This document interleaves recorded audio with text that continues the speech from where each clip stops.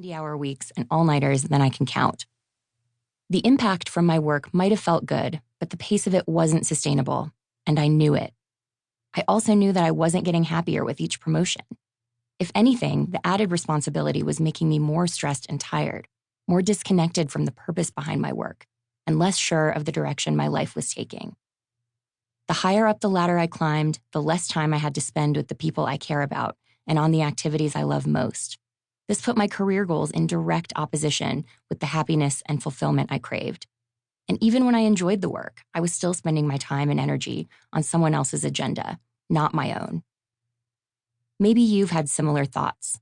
You've wondered what all that time you spend working really adds up to, or how you'll ever be able to find time in your life for the people and things that are truly important to you. You've worried that your life is passing you by, and that you might get to the end of it and realize you didn't do what you'd always dreamed of doing, or what would give your life meaning. Maybe you've chased money or prestige, but realized that getting it didn't make you any happier, and you only had to work more year after year to hang on to your position. It was during all that ladder climbing and questioning that I met my husband, Mark, who was also on a steep trajectory in an equally demanding career as a political researcher. We were proud of our careers and felt incredibly fortunate to work for companies and people we respected, but we saw the toll those careers were taking, how little we were sleeping, how much the stress was impacting our health, how unable we were to disconnect for more than an hour or two, how desperately we came to need the weekends, even if we often worked or slept through them, and 2 short vacations. And not only did we want to free ourselves from the constant stress and exhaustion of our careers, but we also had other things we'd rather spend our time doing. Every chance we got, we were making the hours-long drive from Los Angeles up to the Sierra Nevada mountains, where we'd ski in the winter and hike and climb in the summer. We felt most alive zipping open a tent in sub-freezing temps at dawn from some high-altitude vantage point, taking in the sunrise at Solitude, or racing to the ski slopes before the sun rose in hopes of grabbing that elusive first chair on a powder day. And when we were home, we loved volunteering in our community, knowing we were directly helping people in need. But as we took on more responsibility in our careers, we had less and less time to get into the mountains and into the community, and we felt work pulling us away from what we loved most. After one too many of those early Friday nights asleep on the couch, we decided that we didn't want to live that way for another 30 or 40 years. And we made the choice to design a different kind of life, a life we'd live on our own terms, not an employer's or a client's.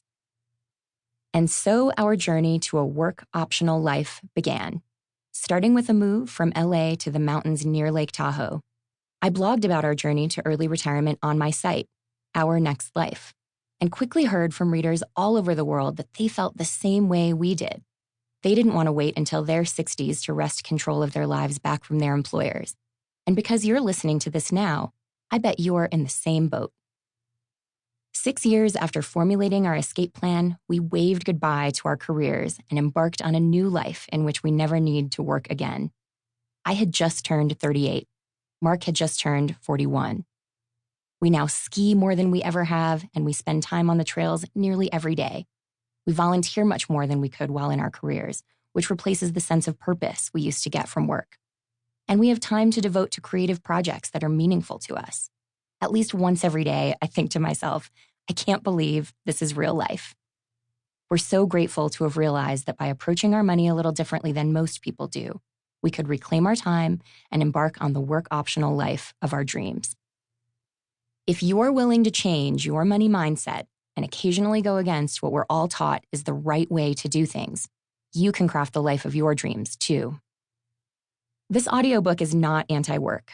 Work is a good and noble thing, something nearly every person ever born has had to do in some form, whether or not they were formally employed. As humans, we are wired to be productive, and work provides an outlet for that need.